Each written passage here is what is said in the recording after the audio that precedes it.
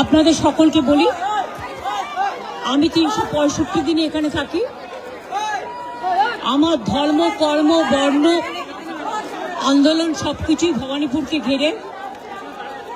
আমি ছোট্টবেলা থেকে এখানেই আছি, এখানেই থাকি, এখান থেকেই আমার সবকিছু। এবং তাই ভবানীপুরের মানুষদের আমার ধন্যবাদ, আমার নমস্কার, আমার সালাম, আমার জয় জিনেন্দ্র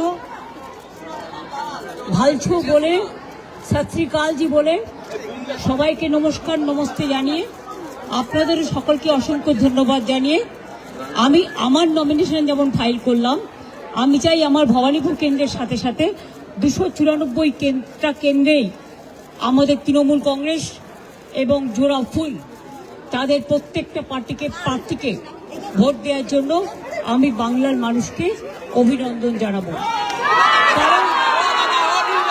কারণ সরকার আমরাই গড়ব।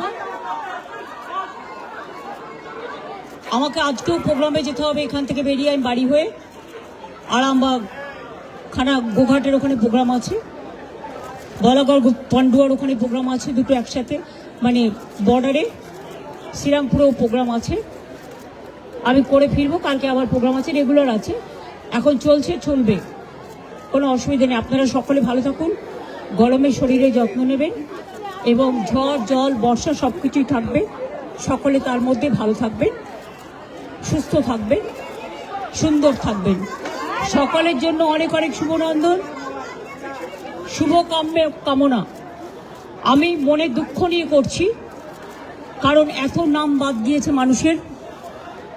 আমরা এখনো বলবো, এটা সুপ্রিম কোর্টেরই অর্ডার ছিল।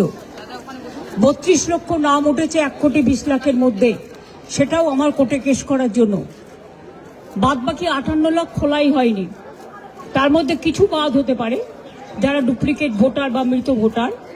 বাদ বাকি এমনকি অ্যাডজুডিকেশনে যে 27 লাখ কয়েক হাজার বাকি আছে, 50,000-এর 60,000-এর মতো, তাদের ভোটাধিকার দেওয়া উচিত বলে আমি মনে করি। পরে নাম তুলে কি হবে, তারা তো ভোটটা দিতে পারবে না। সুতরাং এটা তো সুপ্রিম কোর্টেরই অর্ডার ছিল, যারা অ্যাডজুডিকেশন আছে তারা জেনুইন ভোটার এবং তাদের ভোটটা তোলা উচিত।